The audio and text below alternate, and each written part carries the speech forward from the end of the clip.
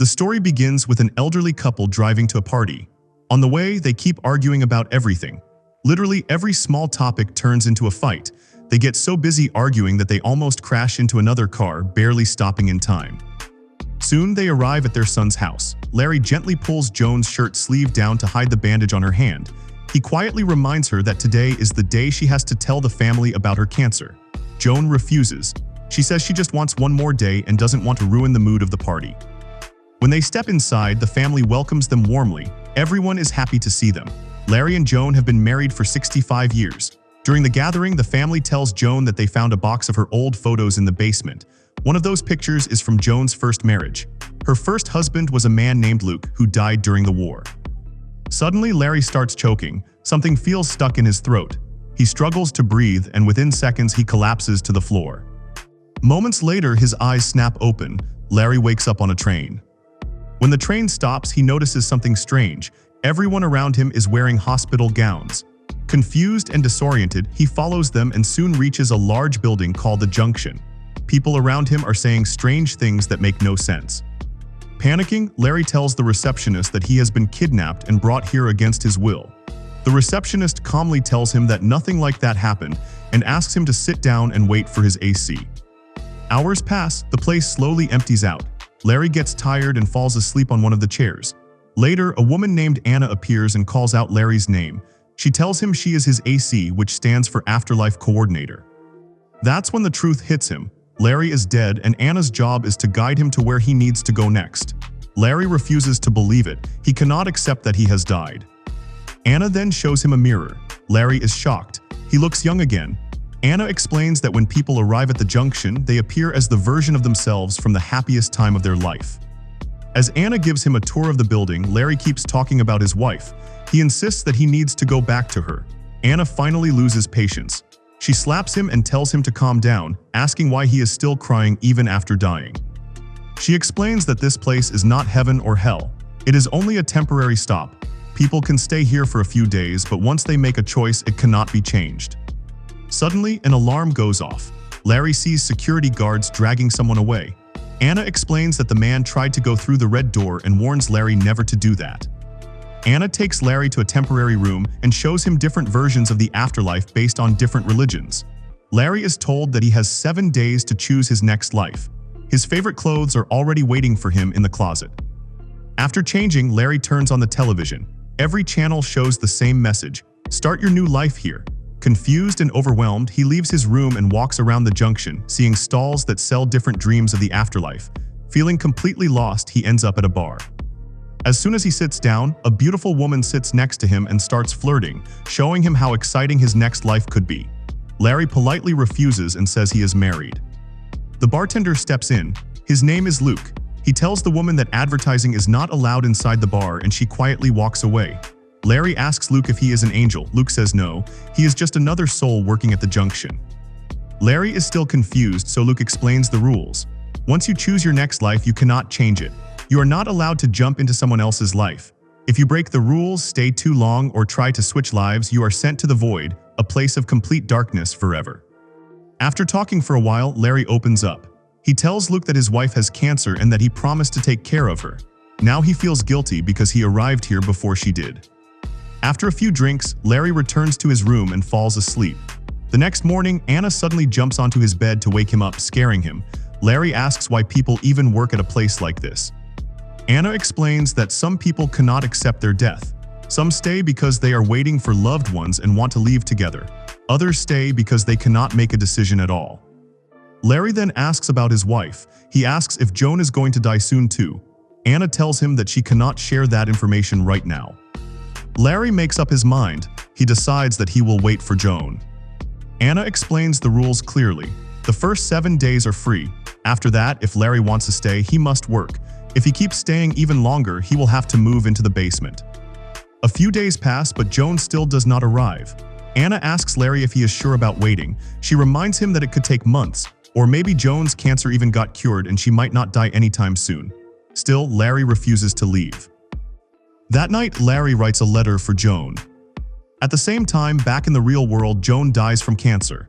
Just like Larry, she wakes up on the train, confused and scared. The next morning, Anna comes to take Larry to his chosen new life. Before leaving, Larry hands her the letter and asks her to give it to Joan. Anna tells him this is against the rules, but she agrees to try without making any promises. Larry walks toward the station. At the same time, Joan is stepping off the train.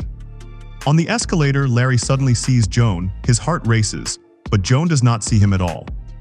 Restless and nervous, Larry turns around and spots Joan standing in front of a mirror, staring at her young face in complete shock. Moments later, they finally meet. They rush toward each other and hug tightly, overwhelmed with emotion. Joan already understands that she is dead, and instead of crying, she starts scolding Larry. She asks him why he died so stupidly and tells him he should have eaten more carefully. Suddenly, a man named Ryan appears. He is Joan's afterlife coordinator. He separates Joan from Larry and takes her away. Ryan introduces Joan to Luke, her first husband, who has been waiting for her for 67 years. When Joan sees Luke, she becomes deeply emotional. Larry jumps in quickly and tries to keep things light. He says people die all the time and that it's normal. He tells Joan to come with him, saying he has already picked a new life for them. Joan is confused and overwhelmed. She doesn't understand what is happening. Then the truth is explained to her. She must choose only one husband. With that person, she will build her dream afterlife. Ryan takes Joan to a room and explains all the rules. After she changes her clothes, he begins showing her different options. At that moment, Luke walks into the room, nervous and scared, knowing that Joan must choose between him and Larry. Joan quietly shuts the door. Ryan gently reminds her that Luke is a good man and that he waited for her for 67 years. Meanwhile, Larry is venting his anger to Anna. Anna reveals that she and Ryan used to date and that their breakup was messy. She suspects Ryan might be speaking badly about Larry on purpose. Larry argues back. He reminds Anna that he and Joan were married for 65 years, had children, and lived a full life together. He says Luke didn't even get the chance to live that long. Elsewhere, Joan and Luke take a walk around the junction. Everything feels awkward and heavy. Suddenly, two guards run past them, chasing a man who is trying to escape his chosen life. One of the guards greets Luke warmly and then recognizes Joan, saying he has heard so much about her. This makes Joan feel special, knowing Luke talked about her often. After the guards leave, Luke explains the rules of the afterlife to Joan. He confesses his love and tells her he thought about her every single day for 67 years. He leans in to kiss her, but Joan pulls away. It feels strange to her. She tells Luke that she needs time to think and walks away. A few minutes later, Larry storms into Joan's room with stacks of afterlife options. Joan panics and starts yelling. She tells him again that she needs time to think. She explains that the past few days have been extremely heavy. First Larry died, and then her best friend died too. Trying to calm her down, Larry remembers something. Squats always helped Joan relax. Because of old age, she hadn't been able to squat for years. Now, with her young body again, she feels strong and alive, and it feels amazing. Meanwhile, Larry starts eating and suddenly begins choking again. Joan panics immediately, but Larry bursts out laughing and admits he was joking. He reminds her that he is already dead. Larry lies down on the bed to relax, but Joan kicks him out of the room. Sad and defeated, Larry walks toward his basement room. On the way, he notices a board advertising a show by the dead singer Dean Martin. Joan loves Dean Martin. Larry asks Anna to arrange the show. When Larry reaches his new room, he is shocked. The room is tiny and miserable. The next morning, Larry brings Joan to the waiting area. Anna manages to bring the singer to perform and even plays the piano herself, but something feels off. The singer starts acting strange and even falls down the stairs. They soon realize the truth. This is not the real Dean Martin, but an imposter copying him even after death. Luke rushes in, drags the imposter away, and punches him. With Ryan's help, Luke then tries to give Joan flowers. Larry interrupts again, accusing Luke of cheating and saying gifts are not allowed. Larry shouts that he is the one giving the real gift.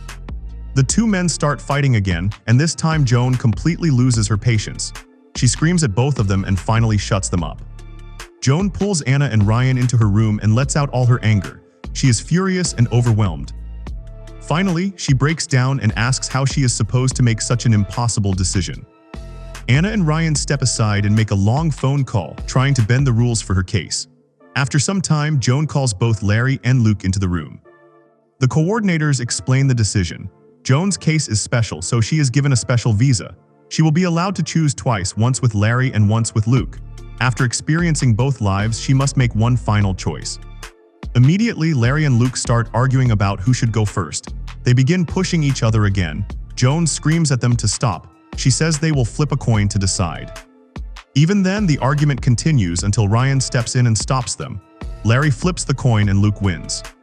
On the train ride, Luke and Joan talk about the past. They remember the old days they shared together. Soon, they arrive at a beautiful place filled with mountains, clear skies, and green forests. They walk hand in hand and enjoy the peaceful surroundings. In the evening, they sit down for dinner at a restaurant. Joan keeps talking about her children and grandchildren. Luke tries to stay calm, but it clearly hurts him. He admits that he is not angry, but it hurts knowing he could never give her that kind of life. Still, he says he is happy that she lived a full and meaningful life. Joan responds honestly. She tells him she waited for him for a long time after the war, but he never came back, and once someone dies, they never return. Later, Luke takes Joan to a place called the Archives. This place exists in every chosen life. Here, souls are allowed to watch their memories again. They watch their entire story together, their first meeting, their first kiss, their wedding day, and the promise they made before Luke went to war. Overwhelmed with emotion, Joan kisses Luke again and admits that she was completely broken after his death. As the memories continue, Luke suddenly sees something that hurts him deeply. He sees the moment when Larry proposed to Joan. Furious, Luke storms out of the building. He accuses Larry of taking advantage of Joan's sadness when she was grieving. Joan tries to explain that it was not like that, but Luke refuses to listen. At the same time, Larry is also feeling angry. Luke has been telling people that he died as a war hero, and Larry fears that Joan might end up choosing him. Anna tries to help Larry. She advises him to remind Joan why she fell in love with him in the first place. Larry admits he doesn't even know why Joan loved him, but he says he knows someone who might. Later, Larry meets Joan's best friend, Karen. Karen appears very old. She explains that her happiest days actually came after her husband died because that was when she finally felt free. Karen admits she didn't like Larry at first, but over time she grew to respect him. Larry gets straight to the point and asks her why Joan loved him. Karen says she doesn't know the exact reason, but she is certain of one thing: Larry made Joan very happy. Larry then goes to Luke's room and starts looking around. He notices marks scratched into the wall. Luke had been counting every single day since his death. Larry also finds a notebook filled with drawings of Joan. Suddenly, Luke walks in and starts yelling at Larry. He accuses him of stealing Joan while she was grieving. They fall into another childish fight. During the argument, Larry's letter slips out of his pocket. Luke says the place where Larry proposed was a special place for him and Joan, and accuses Larry of using Joan's loneliness. The next day, Larry takes Joan to a beach to show her another possible life. The beach is crowded and lively. As they talk and almost kiss, a child suddenly hits Larry with a ball and starts talking about how he died, ruining the moment. Later, Larry and Joan go out on a boat. Larry apologizes for not being there when Joan died and says the kids would be happy to see them together. Joan immediately calls him out. She accuses him of trying to influence her decision by bringing up their children. Another argument begins. Joan finally explains her feelings clearly. She says she loves both men, but she loved them at different times in her life. She promised forever to both of them. Larry responds calmly. He says that if he were Luke, he would have waited too. Back at the junction, Joan asks to see her memories with Larry. Larry refuses. He says memories can trap people and that he wants to protect her. Joan believes Larry is just afraid of what the memories might reveal. Later, they sit quietly by the shore and talk about their first date. Larry admits that all he ever wanted was to give Joan a better life. Meanwhile, back at the junction, Luke finds Larry's letter. When Joan and Larry return from the shore, they share a quiet kiss. Larry tells her that where they go does not matter to him as long as they are together. Soon after, Luke approaches Joan and hands her Larry's letter. Joan reads it carefully and finally learns the truth. Larry was ready to leave the junction, but he chose to stay when he saw her. Fighting over him again, Joan becomes angry and calls Larry selfish. Larry fires back, saying that he was also her second choice. Then Larry reveals something else. He points out that Luke had been with other souls during those 67 years. Luke snaps and shouts that he was only with a few souls and that even souls have needs. He insists that he still waited for Joan the entire time. Both men lose their patience and demand that Joan make a decision already, but Joan says she still needs more time. The coordinators step in and separate them. Larry and Luke are taken away. Karen then brings Joan a drink. Joan breaks down in tears. Karen comforts her and takes her to the fun booths to distract her. While drunk, Joan keeps talking about her situation. Karen gives her honest advice. She reminds Joan that she is dead and that marriage vows say, "Until death do us part." Death already separated them, and now Joan needs to live for herself. Meanwhile, Larry and Luke are drinking heavily at the bar. After several rounds, the tension fades. They start bonding, praising each other, and joking that Joan doesn't deserve either of them because they are both great men. The next morning, Joan wakes up with a bad hangover, but her mind is clear. She calls both Larry and Luke to meet her. Joan tells them she feels lucky to have lived with both of them, but she cannot choose one and hurt the other. She knows she would carry that guilt forever. She makes her decision. She chooses neither of them. She says she will live her own life and they should live theirs. Joan prepares to leave and decides to spend her afterlife with Karen as best friends, enjoying life together. Later, Larry speaks privately with Luke. He admits the truth. He says he proposed to Joan at that special place to erase Luke from her heart. He also admits that he likely died after seeing Luke's wedding photo. Luke responds honestly. He admits that he is jealous of the life Larry lived with Joan. Then Larry realizes something important. Everyone in the afterlife appears as the version of themselves from their happiest moment. Luke looks exactly like he did when Joan agreed to marry him. Larry looks like he did when Joan was pregnant with their second child. Suddenly, Larry understands everything. He runs to the station and finds Joan already on the train. He asks her to step off for one last conversation. He points out something painful. Her hair is long now, but during their marriage it was short.